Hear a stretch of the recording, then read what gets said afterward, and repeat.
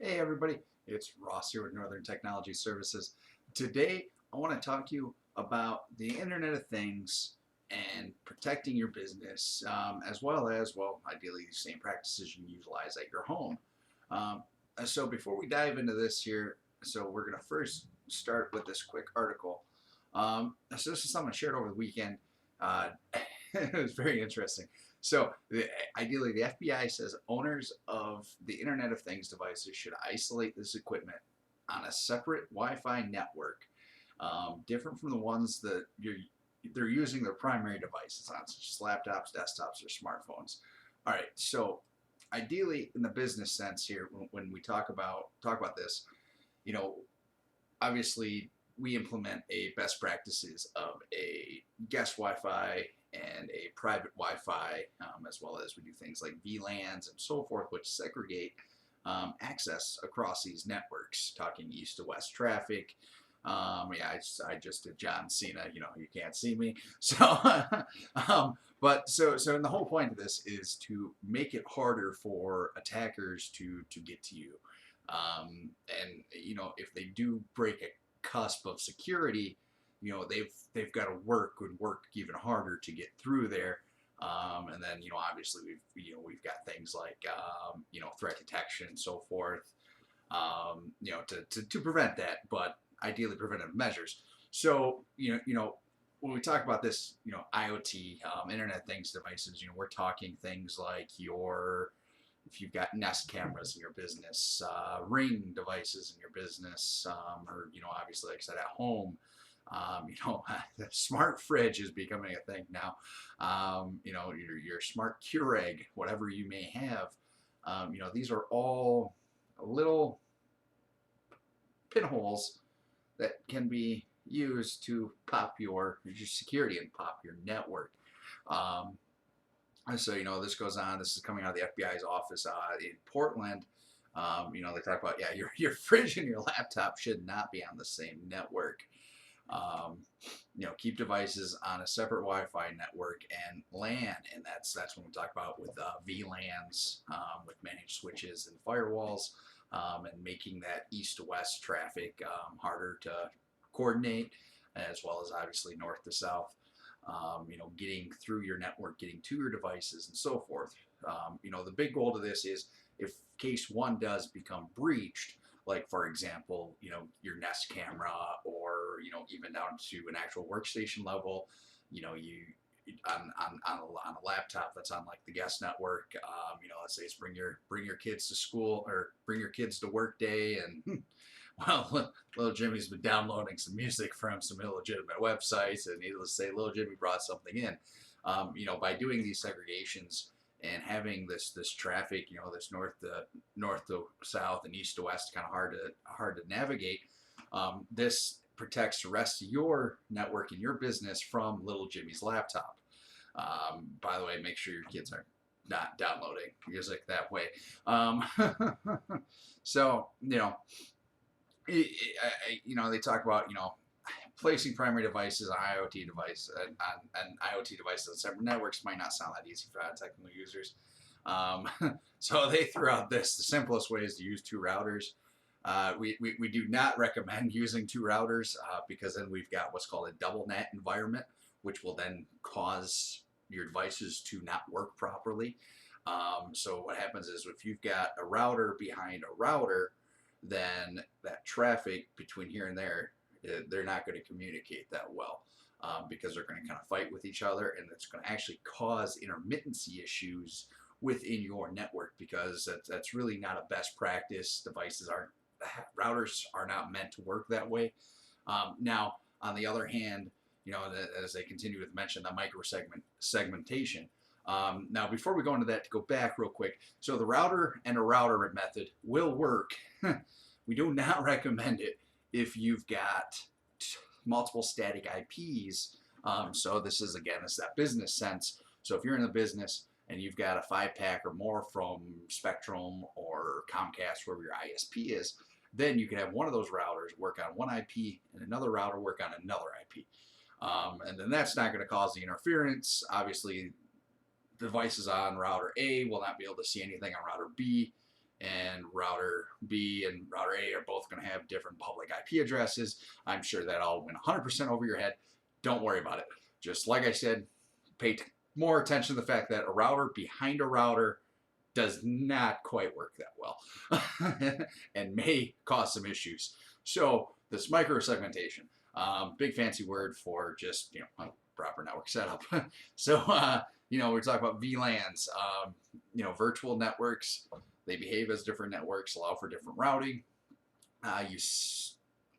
You probably already have VLANs. You may not even know you already do. Like if you use a VPN, for example, to connect into your office, that VPN that you're connecting on, that's actually using a VLAN, using a virtual network. So, how this would come into play is, so let's say if you've got a camera that needs to be plugged in from, let's say Nest or something like that. Let's say, you want the Nest camera to be on Wi-Fi and you want it to communicate with your Samsung SmartThings hub, which you've got plugged in.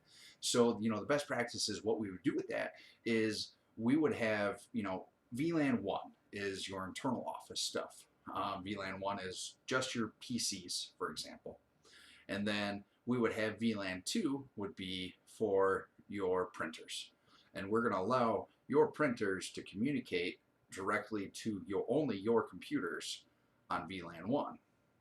Okay, so then, but we've made that traffic back and forth a little more complicated because now printer A can only talk to computers B through D, but A and F don't need to use this printer here, so we're not going to allow that printer to communicate with those. So the same kind of concept goes in here. So, we're going to make a VLAN that says, okay, so anything plugged in into ports 579 on your switch are only going to be able to talk to your Samsung SmartThings hub plugged into port 12 on your switch, utilizing these virtual private networks, virtual networks. And this kind of helps limit that access to the rest of your business. So, and ideally, as this list kind of continues, they talk about isolating IoT devices, on their own network, which is, what we're talking about here. One of the other things, and I see this so much, I see this so often when I walk into a business, even a home sometimes. Change the device's factory settings from the default password. All right, so I'll fill you in on a little secret. So it's something I do every time I walk into someplace new, especially like a restaurant or an office or something like that. So the first thing I do is I pull out my phone and I look for a Wi-Fi network. All right, I look for one, and then I look for like a 2G or a 5G or a private or a guest or something like that. So then I look for a couple things. First off, I look to see if I can get onto your private network. So if I do connect to your Wi-Fi, I'm looking to see, okay, what other devices can I see on here? Can I see your printers? Can I see anything else? Can I see other computers? Okay, and then I log into your guest network, and then I go there. I do the same thing. I make sure that guest is actually a guest network. And then one of the things too is I always type in the gateway address. Whenever I connect to a new Wi-Fi, I like to type in the gateway address just to see if I can see the homepage login of your router, your firewall, whatever you have. A lot of you probably use, the Netgear, I call it the Netgear Special, the residential routers that Netgear has from, probably picked them up at Office Max or Walmart or whatever it may be, and and you all know if you type in 192.168.1.1 or myrouterlogin.net, it takes me right to the homepage of your router. And in case you didn't know, now you do know, every single Netgear router, for example, the default admin credentials to log into that are admin password, all lowercase. Username admin, password is password. Linksys routers, Cisco routers, I want to say those are admin. A lot of printers, admin password, admin blank, no password, and people are just leaving it sit there. I, when I see that, I kind of picture Wile E. Coyote, and you might kind of hold up a sign that just says, "Hi, come here." So please change your device's default passwords. Please, your printer, your router. If you go get a router, do it yourself. Whatever you do, make sure you change those default credentials. Same thing with like your web cameras and so forth. Just the other day I was looking at a Vera camera. It's a Smart Things connected device, and I was able, once it was connected, I was able to go right there, go into those device settings, and change that from the default admin credentials, and putting a complex, more secure password on there, because we'll get into this thing next here in the what you first briefly saw me pop in this window, and it is so easy to see and access all of these devices all over the world. A 12-year-old could probably figure it out. That's the world we live in, and I mean, while you may not be concerned about a 12-year-old someplace coming in and breaking your network, the issue is, what I cannot stress enough, are these cyber criminals, these cyber terrorists that are just going after anything and everything they can put their hands on. So yeah, change those default credentials. Talk about making them as long as possible and unique for each device. Don't use the same thing on each device.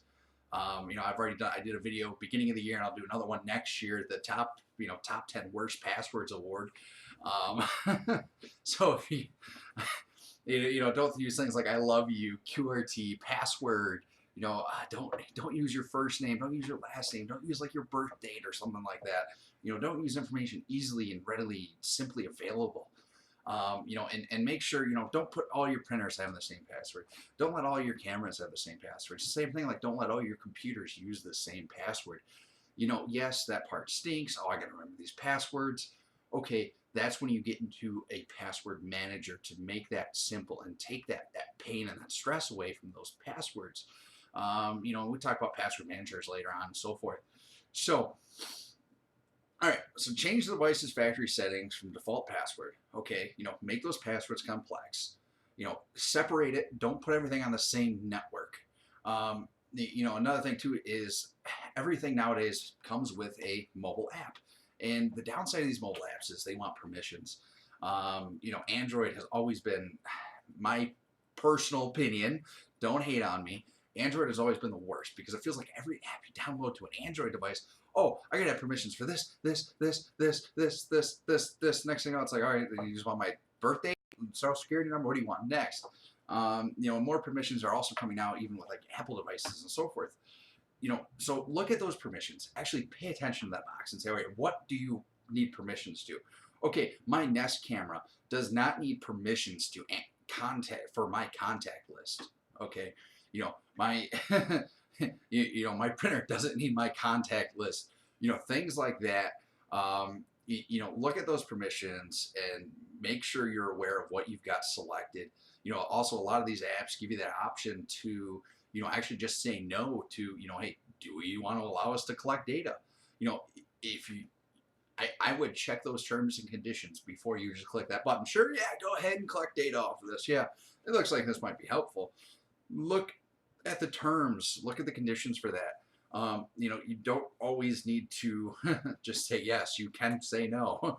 Also, keeping the devices running on your phone. Close them out if you're not in use. The other thing too that I see a lot of, they don't actually mention in here, but when you are using devices on your phone, using these connected devices on your phone, make sure you have your phone password nice and secure. Yeah, sure, you may use Face ID, okay, but that doesn't mean anything if your PIN code to your phone is 0000, because it's really easy to press 0000. Or if you've got an Android, all right, again, the first thing I do when I walk up to an Android device is I just make the square in the circles. I check that one first, because that to me seems the easiest. So for all of you people that are watching this video right now and your password on your Android phone is just going around the box in a square, yes, I caught you. Keep those things secure, even down to the password level. A lot of these apps ask you, do you want to put a PIN code on the app? Yes. put an extra pin code, put an extra layer of protection in there, because we are protecting your life right now. And everything that touches the internet has the ability to impact your life tremendously if you are not protecting your house. And when I say protecting your house, I don't mean by having that security system on the wall. I don't mean by having that camera system on the wall. I'm talking about having your laptop, cell phones, and all these other devices protected and locked down, so somebody can't walk up, get access, and take control, because that's when things obviously go south. So, another thing too here, kind of continue on the FBI. They also talked about putting a black tape over their smart TV's camera lens. Honestly, I do recommend that nowadays. Especially again, if you want to take it one step further, because you do never know. Although my favorite is that one big phishing email that goes around constantly, which says, "Oh, hi, this is something, and we've got video of you," and it's kind of like, yeah, okay, good luck. People really want to watch it, go ahead. But you do never know. Although one thing to keep in mind, though, when you are doing this, for the most part, when your cameras do come on, there usually is a telltale light associated with that. That's kind of hard-coded in there. That can be worked around. Those can be silently turned on. So do not always depend on that, obviously. And also they're starting to make these little cool things now where they're just like little 3M slides for like your laptop. So you just stick it on there and you can slide it over and block your camera on your laptop and so forth, and unblock it if you do actual things like video chat, web conference, and so forth. But yeah, again, like I said, this is becoming potent. Government agencies are actually really starting to notice and get up to date with this themselves, and these connected devices are just, as great as they are, as much as they make our lives easier, they're just one more entry point potentially for an outside threat. So I'm going to get into the fun part of this, because I know I just bored you with a lot of details and just kind of threw a lot of things at you. So there's this cool little site here, and anybody can go to this. It's just called Shodan.com. So here, let's see. So Shodan there. All right. So Shodan.io. Sorry, don't listen to me. My brain's elsewhere. So Shodan.io. Konnichiwa. All right. So what's cool with this is the search engine for refrigerators, power plants, the Internet of Things. So this is just a tool that's easily and publicly available. This isn't on the dark web. This isn't, this doesn't involve anything extra to get to it. This is just a general public-facing, easy-to-access search engine for connected devices. So what I'm going to do here, I'm going to type in Netgear, right? All right. So with this here, so now I'm looking at Netgear devices. Let's see. So it looks like we've got one here. This is a Netgear R800. Let's see. We've got an IP address here. So let's just. Oh, I hope this doesn't involve any legal actions on me. This is for educational purposes only. So let's see. So I'm going to try to punch in that IP address real quick and see if I can access their front gateway. I might get lucky. I might not. But let's pick on Petoskey. Let's pick on where we're at right now here. All right. So here we got. All right, it looks like Gaslight Media has got a lot of stuff here. A lot of server stuff, so forth here. All right, can you go back? Oh, there we go. All right, so let's pick on Charlevoix here. So let's see what we got here. We got something from PW Merchant Systems. Keep alive. This is something in Canada here. Oh, we can click on that though. We can open that up. Let's see. What do we just go to? Let's find out. Oh, hey, I'm at somebody's sign-in for something right now. I don't know what this is. I don't know. Let's see. Let's take it to the next level. No, actually, I don't want to do that. Never mind. This is recording me on the internet. All right, I'm not going to hit continue. This is just a show of an example of how easy it is that somebody could find something you've got and get into it. You know, and this is just the free version. I haven't actually paid for the subscription version of this yet. I really don't want to. I feel like I probably should leave right now. But this is just how simple it is to get into stuff and to get access to things here. You know, like I said, this is a public facing. This isn't on the dark web. This is nowhere else. This is just right here. It just Shodan.io. Please do not use this for anything bad. Forgive me for showing you this. If any government agencies stumble upon this, please, I'm just trying to help educate everybody else out there in the world. All right. So, with that being said, you know, that's essentially that's kind of everything that we've got there.